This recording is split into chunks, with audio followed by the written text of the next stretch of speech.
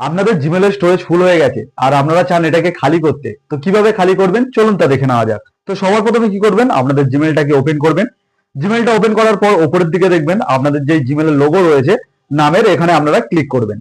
তো এখানে ক্লিক করার পর নিচের দিকে দেখবেন একটা ক্লাউডের অপশন রয়েছে এবং তার সঙ্গে আপনাদের স্টোরেজটা দেখাচ্ছে, এখানে আপনারা ক্লিক করে দেবেন। এখানে ক্লিক করার পর এবারে আপনাদের জিমেলটা কতটা স্টোরেজ খেয়েছে সেটা উপরের দিকে দেখুন দেখিয়ে দিচ্ছে এবং নিচের দিকে দেখুন দেখাচ্ছে যদি স্টোরেজ ফুল হয়ে যায় সেটা আপনারা এখান থেকে কিনতে পারবেন। তো আমরা যেহেতু কিনবো না, স্টোরেজটাকে খালি করব, তার জন্য দেখুন ক্লিন আপ পেজ বলে একটা অপশন রয়েছে, এখানে আমরা ক্লিক করে দেবো।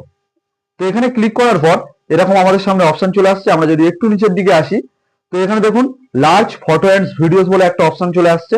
তো এখানে প্রথমে আমাদেরকে ক্লিক করতে হবে। তো এখানে ক্লিক করার পর আমাদের মোবাইল এই জিমেলটার মধ্যে যতগুলো লার্জ ভিডিও বা ফটো রয়েছে সেগুলো এখানে সব দেখিয়ে দেবে। তো আপনারা এখান থেকে যেই ফটো ভিডিওগুলো প্রয়োজন নেই এবং স্টোরেজকে বসে রয়েছে সেগুলো আপনারা এক এক করে এখান থেকে সিলেক্ট করে নেবেন। তো আমি এখান থেকে একটা সিলেক্ট করে নিচ্ছি, যেমন আমি এটাকে সিলেক্ট করলাম। তো সিলেক্ট করার পর উপরের দিকে দেখুন ডিলিটের অপশন আসছে, এই ডিলিটের অপশনে আপনারা ক্লিক করবেন। তারপর এখান থেকে দেখুন এরকম একটা চেক বক্স চলে আসবে, আপনারা এই চেক বক্সের মধ্যে ক্লিক করে দেবেন। তারপর মুভ টু টাস্কে ক্লিক করে দেবেন। তাহলে কি হবে, আপনি যতগুলো সিলেক্ট করলেন ভিডিও ফটো সেগুলো সব কিন্তু এখান থেকে ডিলিট হয়ে যাবে এবং আপনাদের স্টোরেজটা আগের তুলনায় খালি হয়ে যাবে। তো এখান থেকে আপনারা ডানে ক্লিক করবেন। তো ডানে ক্লিক করার পর এর ঠিক পাশে দেখুন আরেকটি অপশন রয়েছে ইমেল উইথ লার্জ অ্যাটাচমেন্ট বলে, এবারে আপনাদেরকে এখানে ক্লিক করতে হবে।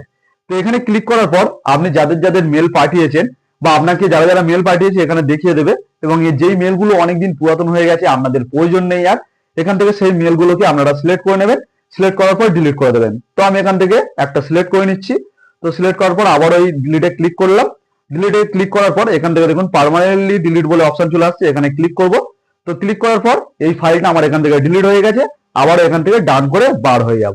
এরপর যদি আমরা একটু নিচের দিকে আসি, এখানে দেখবেন একটি অপশন রয়েছে গুগল ফটোসে, আর এখানেই যত কিন্তু আমাদের স্টোরেজটা জিমেলের খেয়ে থাকে, মানে এই গুগল ফটোসের মধ্যে আমরা যদি এখন ক্লিক করি তো এখানে দেখুন এক কারি ফটো ভিডিও রয়েছে যেগুলো আমাদের স্টোরেজটা খেয়ে বসে রয়েছে।